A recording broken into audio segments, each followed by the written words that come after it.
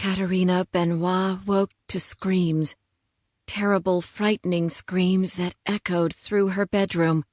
Her heart pounded and sweat beaded on her body. Her long hair hung around her face in damp strands. She clapped a hand over her mouth to still the cries, her throat raw, even as her eyes darted around the room, searching, always searching.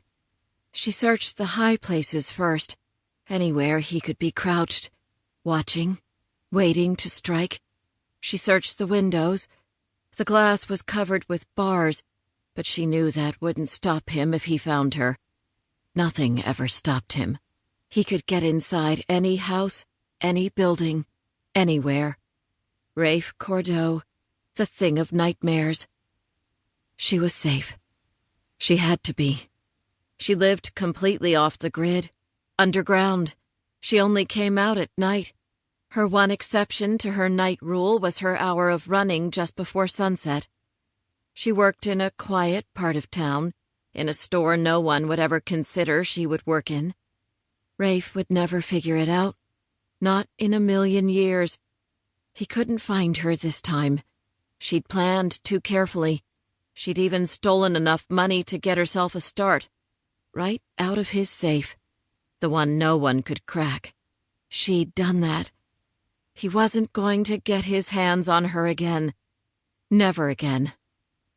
She fell back against the pillows, drawing her knees into her chest, making herself into a small, protected ball, rocking gently to try to calm herself, to push the terror of the nightmare away. She could taste bile in her mouth, drawing in great, deep breaths to try to control her wild heart. She felt something else, something inside unfurl and stretch. It terrified her, too.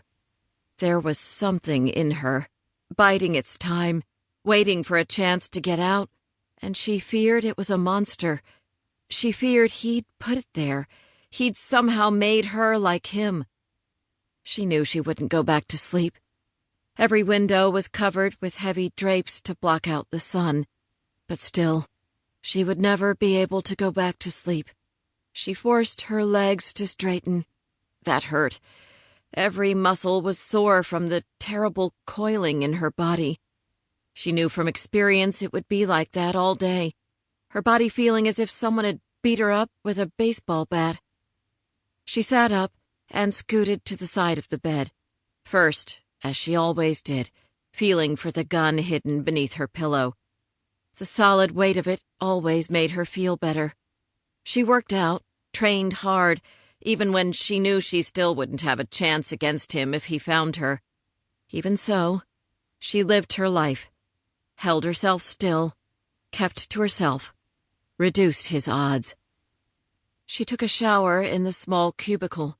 It was a rigged hose with a spray nozzle over the top of a tiny booth with a drain. It didn't matter. She was safe. She lived in a warehouse, not her car.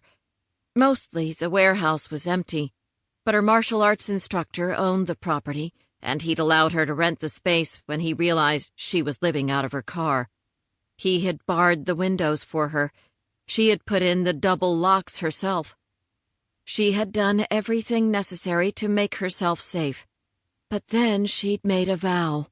She would be happy every single second she was living free and alive. She wouldn't hide in the warehouse, shut away from the world. She would live. She'd be smart and careful about it. But this time, she wouldn't be a mouse hiding. It hadn't done her much good the last time, and she wasted that little bit of freedom she'd had. The price definitely hadn't been worth it then. She was going to make certain it was this time. Katerina pressed her fingers hard against her temples, unwilling to revisit the moment when he'd last found her, and his terrible punishment. Her entire body shuddered. She'd paid dearly, but that had only made her all the more determined to escape permanently. She'd been terrified, and he thought that terror would work to his advantage. She let him think that, and then she'd escaped again. Her life had really started with her martial arts instructor. Malcolm Hardy was in his late 60s, and from the moment she'd entered his class, he'd seemed to know something was wrong. He didn't exactly ask questions, but somehow he found out she was living out of her car, and he casually mentioned his empty warehouse. That had been the start of their strange friendship.